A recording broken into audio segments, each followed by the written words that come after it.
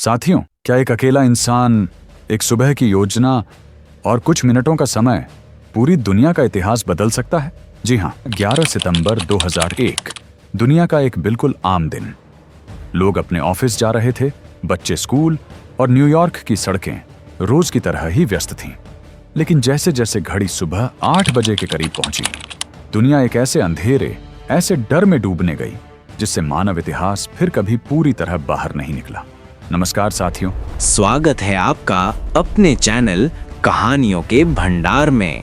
आज हम उस सुबह की हर घटना, हर कदम और हर चरित्र की परतों को हटाकर आपको दिखाएंगे कि मोहम्मद अत्ता ने आखिर कैसे वर्ल्ड ट्रेड सेंटर पर इतिहास के सबसे घातक हमले को अंजाम दिया।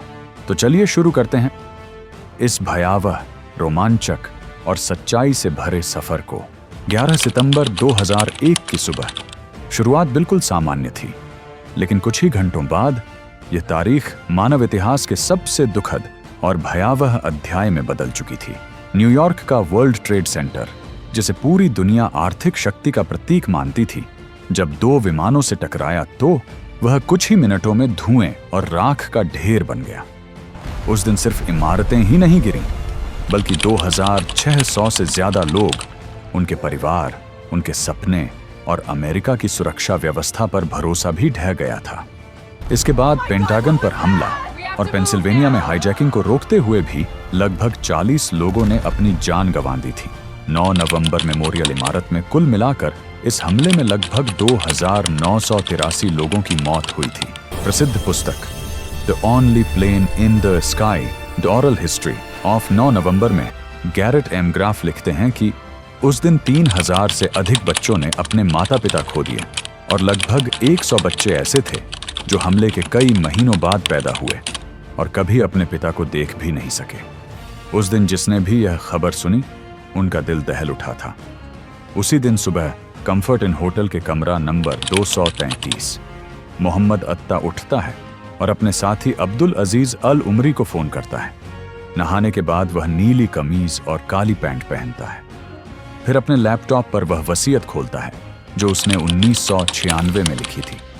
उसमें 2 बेहद विचित्र इच्छाएं थीं, मार्टिन एमिस बताते हैं। उसने अपने वसीयत में लिखा था कि मेरे अंतिम संस्कार के समय कोई रोना धोना ना हो, मैं शांति से विदा लेना चाहता हूं। और दूसरा, जो व्यक्ति मेरे शरीर को नहलाए वह दस्ताने पहने और मेरे गुप्तांगों को न छुए। सीधी विडंबना ये कि उसका अंतिम संस्कार कभी हुआ ही नहीं, क्योंकि उसके शरीर का कोई निशान कभी नहीं मिला। 11 सितंबर 2001 की सुबह करीब 5 बजे अत्ता और उसके साथी जब चेकआउट करते हैं तो कमरों का बिल अत्ता के डेबिट कार्ड से भरा जाता है। उससे एक दिन पहले का पूरा दिन उन्होंने एटीएम से पैसे निकालने, फास्ट फूड खाने और वॉलमार्ट से सामान खरीदने में बिताया था। संदेह है कि उसी शाम अत्ता वर्ल्ड ट्रेड सेंटर का अंतिम निरीक्षण भी कराया था। कुछ ही देर बाद दोनों एयरपोर्ट पहुंचते हैं। सिक्योरिटी कैमरे उनका चेहरा कैद कर लेते हैं। हाथ में सिर्फ एक बैग और कैमकॉर्डर जैसा उपकरण था।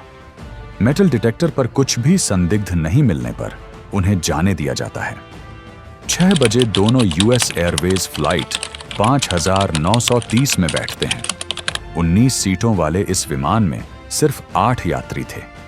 45 मिनट में वे बॉस्टन लोगन एयरपोर्ट पहुंच गए, जहां से उन्हें उस विमान में चढ़ना था जो कुछ ही देर बाद इतिहास बदलने वाला था।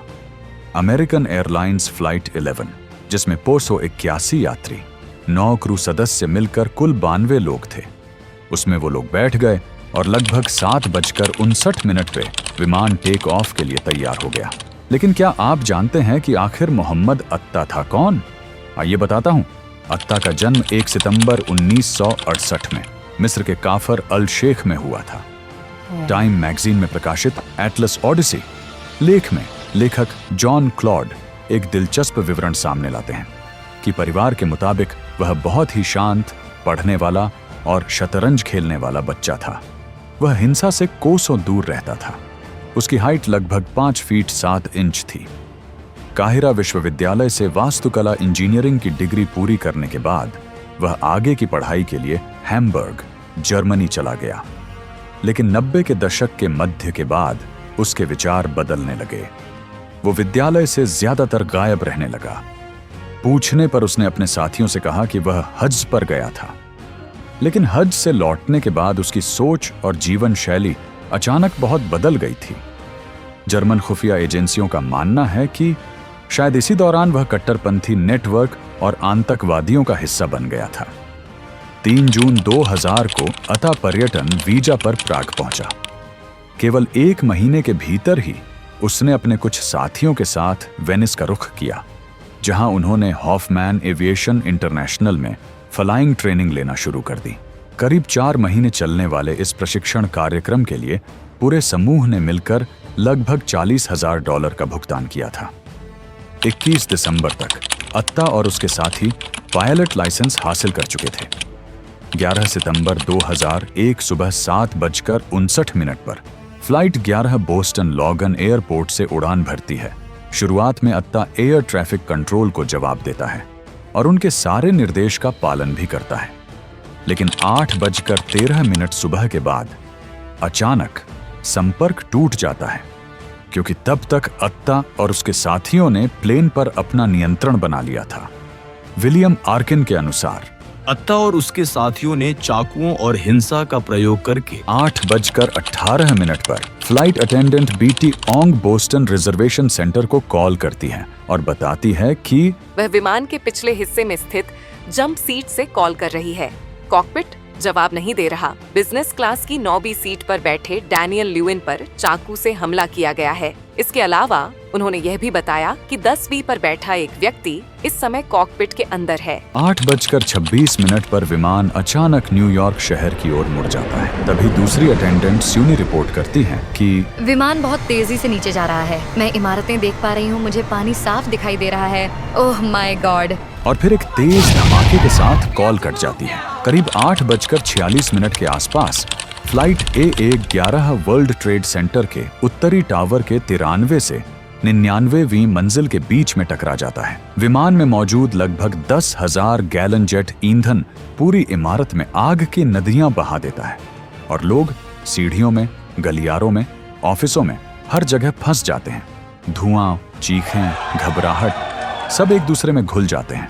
उस सुबह न्यूयॉर्क अग्निशमन विभाग के chief Joseph Pfeiffer World Trade Center के पास मौजूद थे। बाद में उन्होंने लेखक गैरेट एम ग्राफ को बताया कि मैनहट्टन की ऊंची ऊंची इमारतों के बीच आमतौर पर विमान की आवाज सुनाई ही नहीं देती, लेकिन जैसे ही प्लेन ने उत्तरी टावर को टक्कर मारी, हर किसी की नजर तुरंत ही आसमान की ओर उठ गई। धमाका इतना तेज था कि उसी वक्त 88वीं मंजिल पर बैंक ऑफ अमेरिका में काम कर रहे जीन पोर्टर अपनी कुर्सी से गिर पड़े। 90वीं मंजिल पर पास कंसल्टिंग ग्रुप के कंसल्टेंट रिचर्ड एकन आज भी उस दृश्य को भूल नहीं पाए हैं। उन्होंने अपने कंधे के पास देखा तो एक एशियाई मूल का व्यक्ति उनकी ओर लड़खड़ाता हुआ आ रहा था। उसका शरीर बुरी तरह झुलस चुका था। वह हेल्प मी चिल्लाता हुआ उनके पैरों के पास गिर पड़ा। कुछ ही सेकंड में उसने वहीं दम तोड़ दिया। इस हमले के ठीक 17 मिनट बाद 9:03 पर फ्लाइट 175 टावर के दक्षिणी हिस्से से टकराती है। अगले 42 मिनट के बाद ही 110 मंजिल इमारत धरती में समा जाती है। इसी बीच एक और विमान पेंटागन के पश्चिमी हिस्से से टकराया और वहां का बड़ा हिस्सा नष्ट हो गया। यूनाइटेड एयरलाइंस की फ्लाइट 93 को भी हाईजैक करने की कोशिश की गई थी, लेकिन यात्रियों ने हिम्मत दिखाते हुए आतंकियों की योजना को नाकाम कर दिया। विमान अंततः पेंसिल्वेनिया में दुर्घटनाग्रस्त हो गया। सभी सवार लोग मारे गए, लेकिन वह विमान अपने संभावित लक्ष्य तक पहुंच नहीं सका। जब ये हमले हो रहे थे, अमेरिकी राष्ट्रपति जॉर्ज डब्ल्यू बुश फ्लोरिडा में मौजूद थे। खबर मिलते ही उन्होंने वॉशिंगटन लौटने की इच्छा जताई, मगर व्हाइट हाउस की राष्ट्रीय सुरक्षा सलाहकार कॉन्डोलीजा राइस ने उन्हें वहीं रुकने की सलाह दी। उसी समय अमेरिकी अंतरिक्ष यात्री फ्रैंक कुलबर्टसन अंतर्राष्ट्रीय स्पेस स्टेशन में थे। वे इन सब से एकदम अनजान थे, लेकिन कुछ देर बाद जब ISS कनाडा के ऊपर से गुजरा तो कुलबर्टसन ने दूर से न्यूयॉर्क की दिशा में उठता हुआ काला धुआं देखा। कैमरे के झूम से उन्हें पूरा मैनहट्टन धुएं में डूबा नजर आया। उनकी आंखों के सामने कुछ ही देर में दूसरा टावर भी ढह गया। उन्होंने बाद में लिखा, अपने देश को इस तरह हमले में टूटते देखना बेहद दर्दनाक था। जब स्टेशन अमेरिका के ऊपर से दूसरी बार गुजरा तो मैंने देखा कि पूरा अमेरिकी आसमान खाली पड़ा है। एक भी विमान उड़ान में नहीं था। सबको तुरंत लैंड करने का आदेश दिया जा चुका था। सिर्फ एक विमान हवा में था, एयर फोर्स 1, जिसमें राष्ट्रपति बुश अपने सलाहकारों की चेतावनियों के बावजूद वॉशिंगटन की ओर बढ़ते जा रहे थे। इतिहास के पन्नों पर 9 सितंबर 2011, केवल एक तारीख नहीं, सभ्यता पर एक चोट था। यह सिर्फ हमला नहीं था, यह एक ऐसा दिन था जिसने लाखों जिंदगियों की दिशा बदल दी। और इस हमले का प्रमुख चेहरा था मोहम्मद अत्ता, जिसने पूरी दुनिया को भय और अविश्वास की एक नई परिभाषा दे दी। कुछ तिथियां सिर्फ कैलेंडर पर दर्ज नहीं होती, वे पूरे मानव सभ्यता पर लिखी हुई चोट होती हैं। 11 सितंबर 2001 ऐसी ही एक तारीख है। अगर कहानियों के भंडार कि यह गहराई से की गई पड़ताल आपको जानकारी और समझ दोनों दे सकी हो, तो इस वीडियो को लाइक करें, कमेंट में बताएं कि आगे किस ऐतिहासिक घटना पर एपिसोड चाहिए, और चैनल को सब्सक्राइब करना न भूलें।